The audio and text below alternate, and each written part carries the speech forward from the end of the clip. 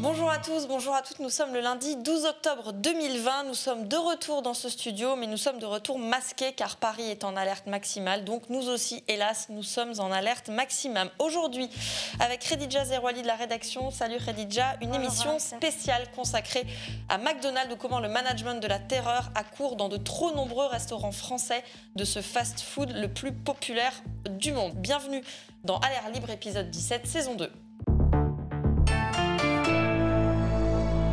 C'est un des premiers employeurs chez la jeunesse française. C'est aussi un groupe visé par une plainte à l'OCDE pour harcèlement sexuel systémique. McDo, le McDo qu'on connaît tous, avec son égérie bon enfant Ronald.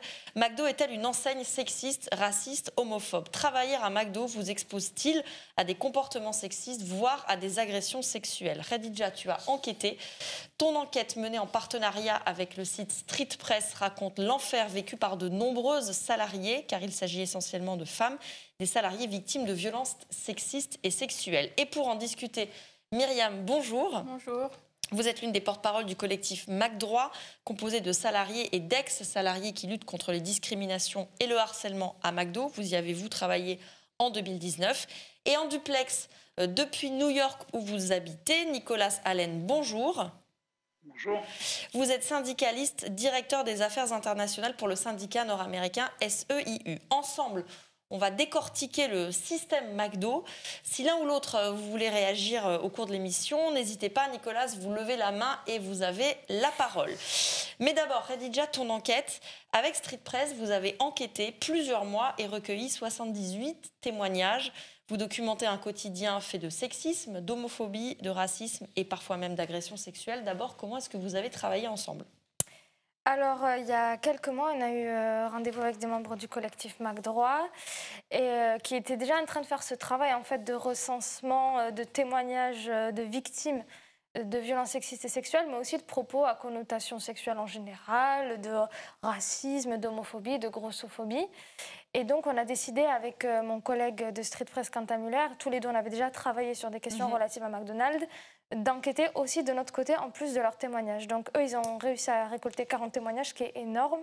Et nous, de notre côté, on en a récolté 38, ce qui a en tout fait 78 et qui donne un aspect un peu massif, puisque cela concerne des McDonald's franchisés, des McDonald's qui appartiennent à des filiales de McDonald's France directement, et ce, dans tout le pays. Et la plainte à l'OCDE prouve que ce n'est pas qu'un problème français, puisque la plainte à l'OCDE concerne beaucoup de pays dans le monde. Voilà.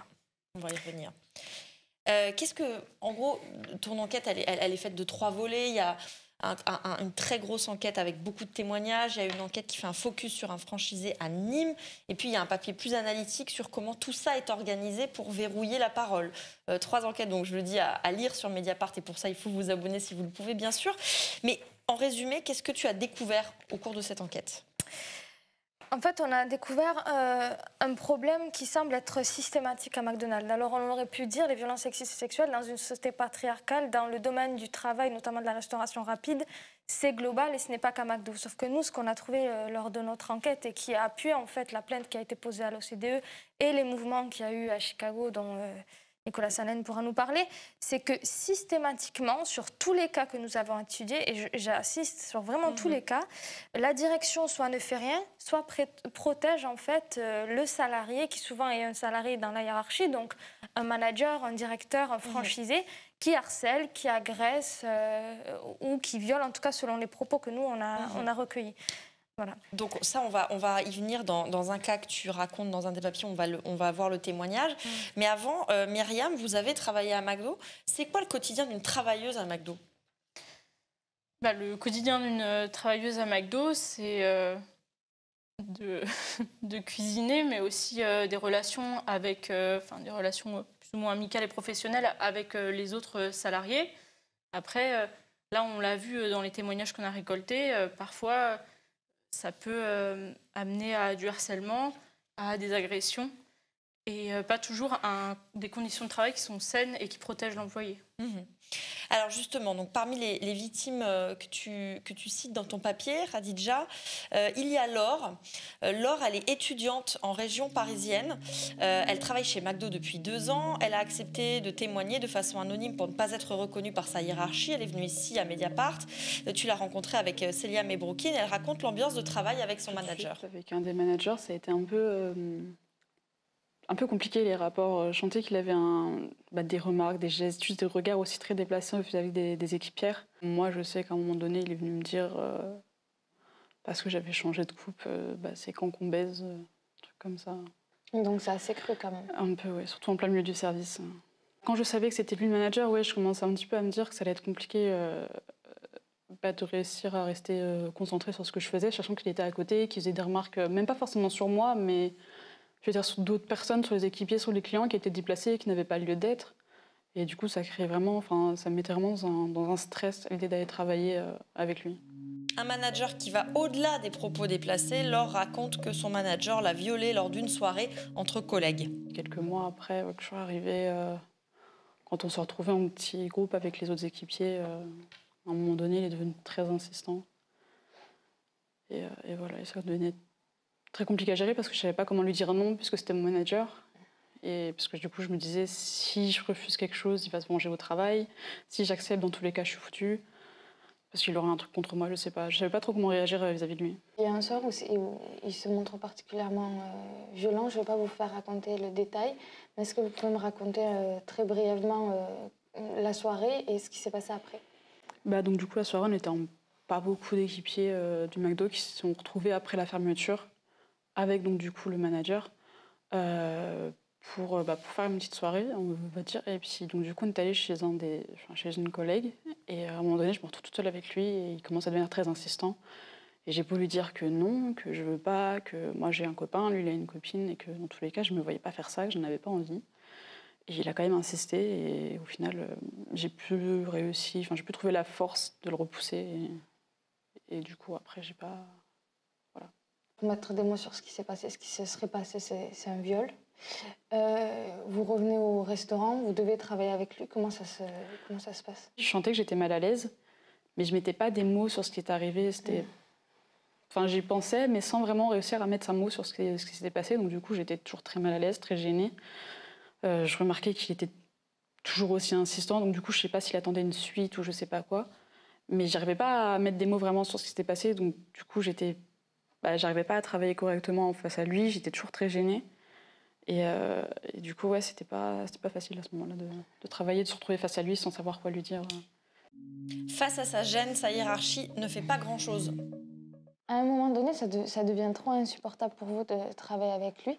Et donc, vous décidez d'en parler au sein du restaurant. Est-ce que vous vous sentez soutenu par la direction? Au début, j'ai senti, oui, comme quoi vraiment j'avais l'impression d'être comprise. Et après, on m'a laissé tomber, j'ai l'impression un peu. On m'a laissé travailler avec lui, et puis, si tu acceptes de travailler avec lui et que ça a l'air de te convenir, on va rester comme ça alors. Donc à la fin, il n'a pas été sanctionné en fait par la direction? Non, il a eu un petit rappel à l'ordre, on va dire, par le directeur, mais pas plus que ça. Il s'est fait engueuler comme un enfant, en fait, aurait fait une bêtise, et puis qu'il fallait pas qu'il la refasse, en fait. Moi, je m'attendais au minimum à ce qu'il soit muté dans un autre McDo. J'ai été voir le directeur et quand il m'a dit que c'était moi qui risquais d'être mutée, même lui, il a vu que j'avais été déçue et il m'a dit tu t'attendais à quoi? On pense bien que c'est plus difficile de le faire partir lui. Au début, j'en ai voulu de m'avoir laissé tomber dans un moment où j'avais vraiment besoin qu'on m'épaule parce que j'en ai parlé à mes formateurs, etc. Et ils étaient ils m'ont beaucoup soutenus. Mais à leur échelle, ils ne pouvaient pas faire grand-chose. Donc du coup, j'avais quand même mis beaucoup d'espoir entre guillemets sur le directeur pour m'aider. Et ça n'a pas été le cas. Donc, au début, oui, j'avais été un peu... j'en avais un peu voulu. Alors, témoignage difficile à entendre, mais nécessaire. Khadija, tu as contacté la direction de ce McDo et l'agresseur présumé de Laure. Est-ce que tu as eu des réponses? Non.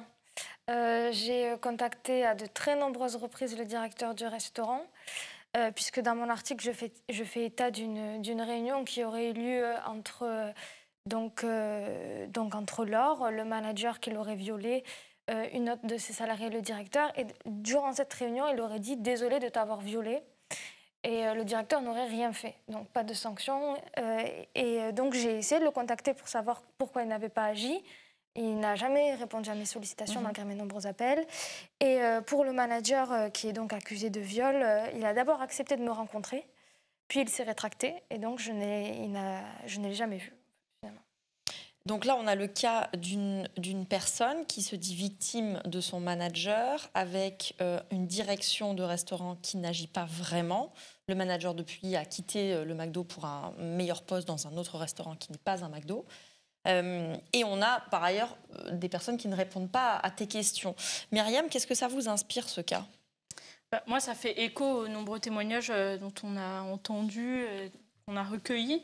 Parce qu'en fait, c'est systématique, c'est même systémique que quand les salariés osent en parler surtout à la direction, aucune mesure n'est prise, aucune sanction n'est prise.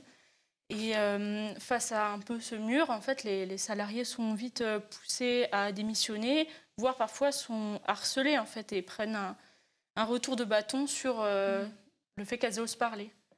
Donc non seulement elles ne sont pas soutenues, mais en plus elles sont pénalisées. Oui, elles sont poussées à partir, elles sont poussées à démissionner, voire harcelées.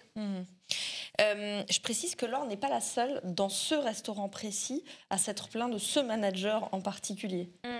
Alors, j'ai pas pu avoir toutes les salariés du McDonald's parce que Laure voulait rester anonyme, mais il y en a quand même 4 qui disent tous la même chose et avec un témoignage particulièrement pour moi important. C'est celui de Jean. Je tiens à dire que les 4 salariés qui m'ont parlé, à l'époque où ils m'ont parlé, étaient tous salariés, donc ils sont quand même très courageux.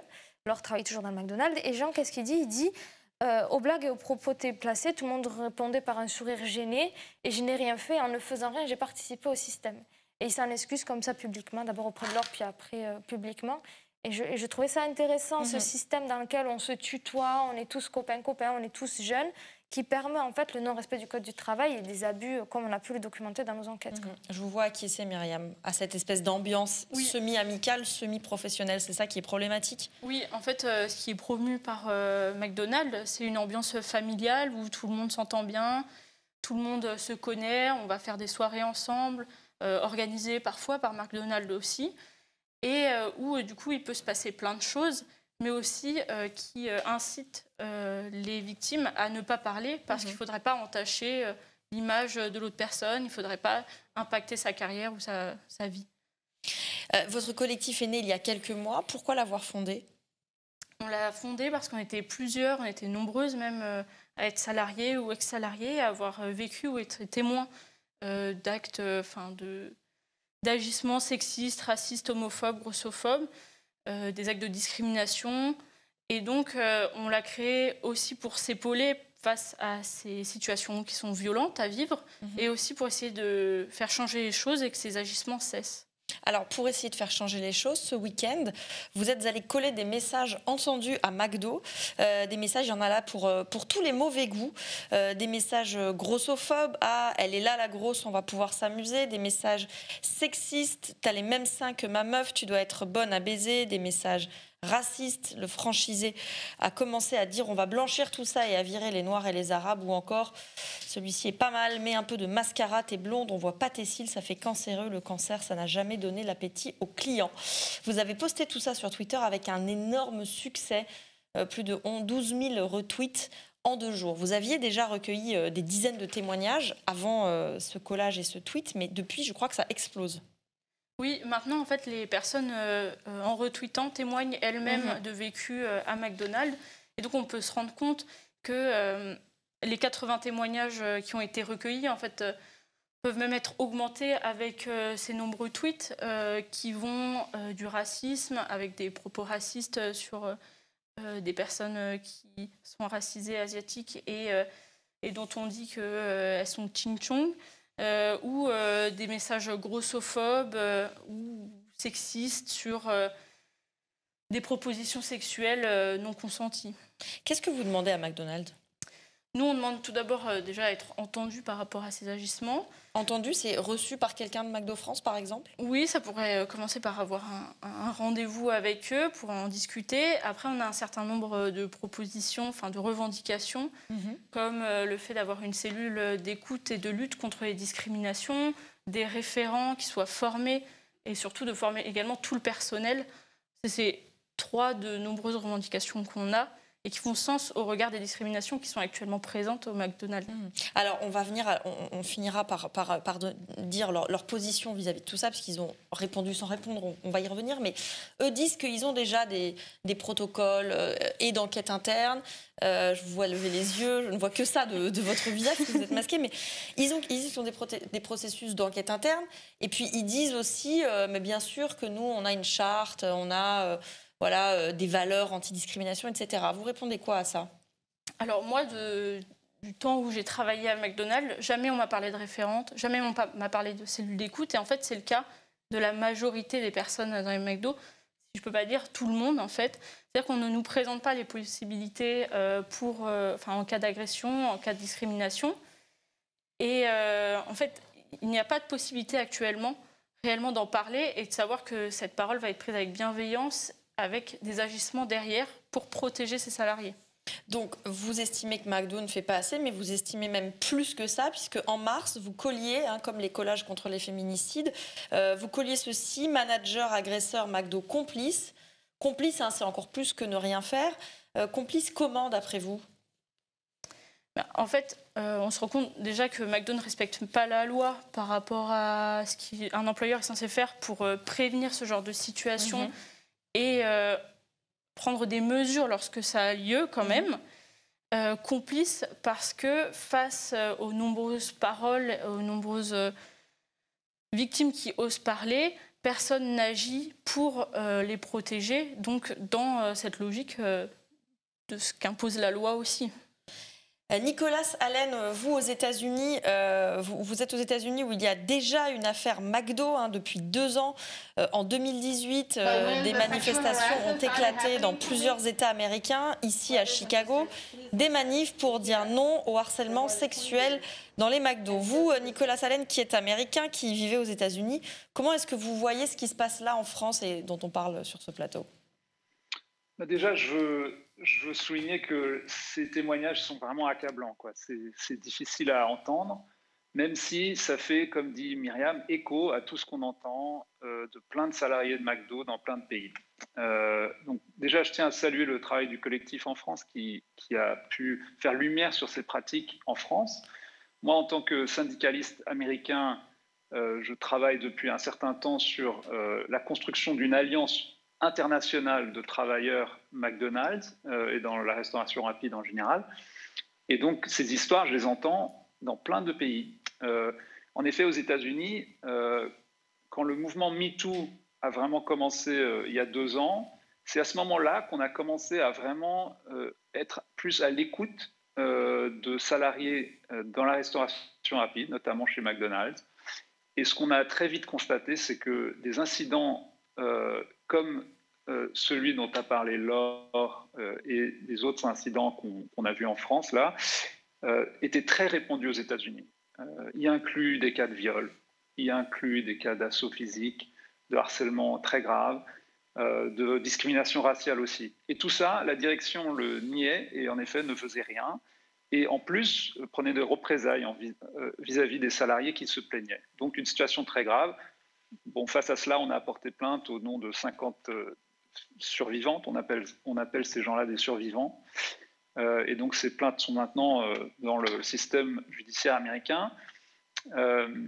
Mais en effet, c'est un problème très grave et nous, on dit clairement qu'il y a un problème systémique et qu'il faut qu'il soit résolu à une échelle de la multinationale. Parce que vous êtes aussi la cheville ouvrière d'une plainte donc pour harcèlement sexuel systémique auprès de l'OCDE. Et ça ne concerne pas seulement les États-Unis, ça concerne de nombreux pays dans le monde, le Brésil, plein d'autres. Enfin là, je ne les ai même pas en tête, j'ai un petit trou de mémoire. Mais en quoi c'est systémique? Qu'est-ce qui fait la spécificité McDo par rapport à une autre entreprise qui s'inscrirait dans les rapports de force entre salariés et employeurs de notre société patriarcale? Qu'est-ce qui fait la spécificité McDo? C'est une très bonne question. Je pense qu'il y a plusieurs éléments. D'abord, après les cas aux États-Unis, on a très vite fait le tour de nos alliés un peu partout dans le monde pour voir si c'était systémique et international. Et en effet, on a trouvé des cas dans plein de pays, d'où cette plainte auprès de l'OCDE dont on pourra en parler. Donc, il y a plusieurs éléments, je crois. Déjà, il y a un salariat, généralement chez McDo, qui a tendance à être très précaire, très jeune, souvent femelle. Donc déjà, des salariés qui sont en situation de vulnérabilité par rapport à un prédateur ou un manager ou un directeur qui aurait tendance à faire des choses comme ce dont on a parlé, des incidents comme ça. Donc une population relativement vulnérable. Deuxième élément, un manque de syndicats forts. Dans la majorité des pays, les travailleurs chez McDo sont ou bien très faiblement syndiqués ou bien pas du tout, ce qui fait que les salariés n'ont pas recours à des protections. Donc quand ils élèvent leur voix, il y a des représailles, il n'y a personne pour les protéger, ils ne sont pas eux-mêmes organisés pour le faire. Le système judiciaire peut marcher ou peut pas marcher, mais souvent les salariés n'ont pas envie d'aller jusque-là. Donc impunité. Et la multinationale elle-même, qui est très protectrice de sa marque et de son image, dira toujours « Ah non, non, mais c'est pas chez nous, ça n'arrive pas. Si ça arrive, on s'en occupe. Et si c'est vraiment un problème, c'était pas nous, c'était un franchisé. Quelqu'un d'autre qui a peut-être fait que ça. Et après, tout est très hush-hush. Peut-être que le prédateur est muté ailleurs, et on n'en parle plus. Oui, c'est ça, le côté franchisé, la touche, enfin la carte franchisée. C'est un peu la carte joker qui semble être brandie par le siège. Je fais une toute petite précision. Vous avez dit femelle pour femme. Vous voulez certainement c'était certainement le mot anglais female qui vous venait et vous vouliez dire femme. Je précise pour tous les... Désolé, hein, non, les aucun problème. je vais peut-être en commettre encore. Désolé, merci bien pour la précision. Que mon anglais et je vous l'épargne. Vous dites effectivement que tout est fait. Là, vous venez de décrire les mécanismes qui font que c'est compliqué pour un salarié ou une salariée plutôt de McDo de s'élever contre ce qu'elle peut subir comme discrimination ou harcèlement. Et c'est aussi ce que tu racontes, Khadija, dans le deuxième volet de ton enquête, c'est que en fait, les salariés n'ont personne vers qui se tourner parce que, en général, McDo et McDo France notamment organisent une certaine irresponsabilité en morcelant des sociétés, d'un côté pour payer moins d'impôts et de l'autre pour éviter d'avoir des employés qui seraient finalement défendus par des représentants du personnel, puisque dès qu'on est à moins de 50 employés par société, on n'est pas tenu d'avoir des représentants du personnel, ce qui facilite les choses pour laisser à distance les problèmes de discrimination ou de harcèlement. Exactement, voilà. Dans le papier d'analyse, j'explique qu'en fait, il y a un morcellement qui se fait à tous les niveaux. C'est-à-dire qu'il y a des franchises déjà, mais que dans les franchises, en général, un franchisé a entre 4 et 5 restaurants. Mais on a des super franchisés, comme par exemple Bernard Simonnoir, dont on a parlé dans la région de Tours, ou d'autres. Et donc, ils ont quasiment une société par restaurant. Et dans chaque société, il y a moins de 50 salariés, ou en tout cas en temps plein, ce qui leur permet de ne pas avoir de CSE et donc, du coup, de se délester de pas mal de représentations salariales. Et l'exemple qu'on a, qui est très concret et sur lequel j'ai écrit et sur lequel Street Press a aussi travaillé, vous pourrez retrouver les vidéos de Martine Gagliardo chez eux, c'est le cas d'un franchisé dans le sud de la France qui est attaquée par son ancienne responsable juridique. Elle a porté plainte plus de 7 fois. Donc, bien évidemment, elle est présumée innocente puisqu'il n'a pas été encore condamné. Mais les plaintes, en fait, ont pour motif quand même travail dissimulé, harcèlement moral, agression sexuelle, escroquerie.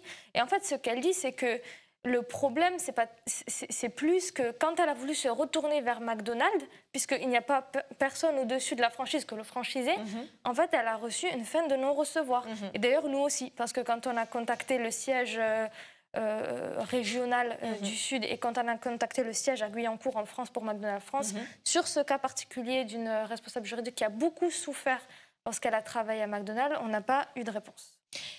Je vous voyais acquiescer, Nicolas Allen, sur cette stratégie du morcellement, si je puis dire. Ça vous parle? Oui, bien sûr. C'est tout le modèle McDonald's depuis leur début. C'est la tentative de, comme le dit Khadija, de délester toute responsabilité juridique pour ce qui se passe dans les restaurants, pour que la maison mère soit indemne et puisse simplement récolter les royalties de tout ce travail qui est énorme et qui rapporte des profits franchement hallucinants, sans devoir faire le sale boulot à l'échelle d'un restaurant ou deux. Donc il y a ça. Ensuite, c'est en effet une façon d'éviter tous les problèmes et fiscaux, c'est-à-dire on paye moins d'impôts, et sociaux, c'est-à-dire moins de syndicats, très difficile de s'implanter syndicalement dans des petites structures morcelées comme ça. Donc c'est tout le modèle McDo et c'est comme ça à peu près partout dans le monde. C'est un modèle qui, lui, est complètement systématique, ça c'est clair. À tous les deux, Nicolas, Myriam, est-ce que vous avez une forme d'optimisme parce que vous vous attaquez en effet à un mastodonte qui doit être bardé d'avocats, de spin doctors, donc de personnes qui vont pouvoir contrecarrer toutes les informations que vous voulez mettre sur la place publique? Myriam? Nous, on veut être optimiste parce qu'après, on a vu qu'il y avait déjà des luttes qui s'étaient engagées contre McDo, qui avaient parfois partiellement réussi, au moins comme à Marseille, où il y a quand même eu une victoire des salariés sur leurs conditions de travail. Donc oui, on veut être optimiste. Après, pour rebondir juste sur les franchisés, nous, en tant que collectif, on trouve ça honteux, le fait de se déresponsabiliser c'est compliqué, sur ces questions-là, alors que McDo France impose une taille pour un pain de burger, pour un steak et pour la taille de la salade, mais par contre pour obliger à avoir des conditions de travail qui sont respectables et respectueuses envers les salariés, ça, il n'y a plus personne. Et c'est là que c'est un petit peu un deux poids deux mesures, ou une défense facile selon vous? Pour nous, oui, c'est un peu facile, sachant que, y compris aussi dans les McDo France, tout comme les franchisés, la loi n'est de toute façon pas respectée pour protéger les salariés. Nicolas, un dernier mot? Optimiste, il faut rester, bien sûr, et quand on est syndicaliste, il faut être optimiste. Moi, ça me donne beaucoup d'espoir déjà que des salariés ont le courage de lever leur voix pour parler de ces cas très difficiles.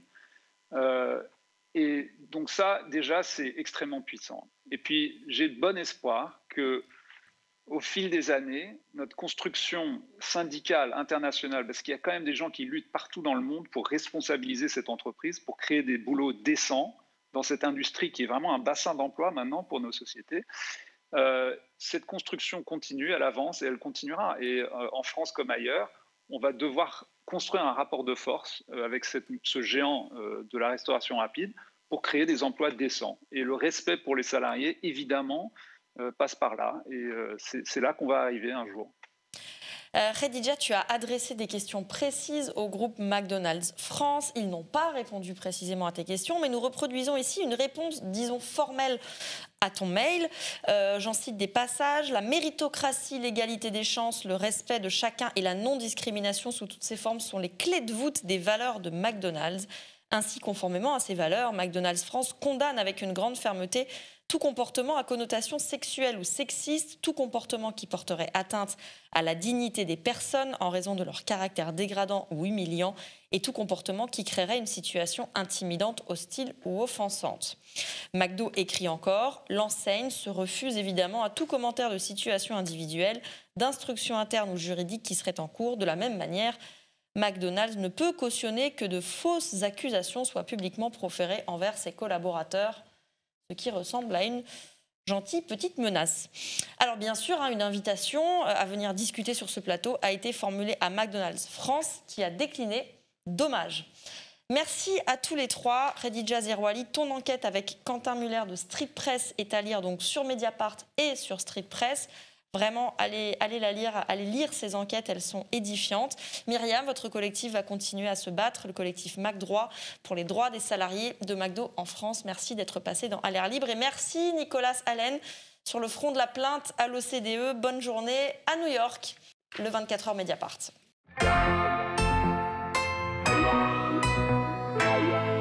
Si vous n'avez pas lu Mediapart depuis 24 heures et si vous ne l'avez pas compris, abonnez-vous vraiment si vous le pouvez. Mais d'ici là, je vous fais un rapide résumé. Caroline Coq-Chaudorge fait le point sur la situation à l'hôpital alors que les derniers chiffres de l'épidémie ne sont pas encourageants. Déjà épuisés, les personnels sont surmobilisés. Comme les hospices civils de Lyon, selon un document que nous nous sommes procurés, les principaux hôpitaux de la deuxième ville de France imposent aux soignants de travailler même s'ils ont attrapé le coronavirus. Ça paraît complètement fou. Martine Orange, elle, continue d'enquêter sur la fusion Suez-Veolia. Dans ce nouvel article, elle montre que l'Élysée s'est directement impliqué dans le dossier et que les cartes, comme le dénoncent les salariés de Suez, étaient truquées dès le début. De son côté, Mathieu Magnodex a interrogé l'infirmière et pasteur américaine Cori Bush, figure de la gauche américaine dans le sillage d'Alexandria Ocasio-Cortez. Elle a soutenu Bernie Sanders lors de la primaire démocrate, mais pour elle, Trump est bien trop dangereux et elle votera Biden sans hésiter. Enfin, dans le club, le coup de gueule du professeur Laurent Tinès, qui est souvent passé par À l'air libre. Le neurochirurgien de Besançon revient sur les propos de Macron, qui dénonçait non pas un manque de personnel, mais une désorganisation à l'hôpital. Il s'insurge contre le projet de rendre les urgences payantes, à voir d'urgence.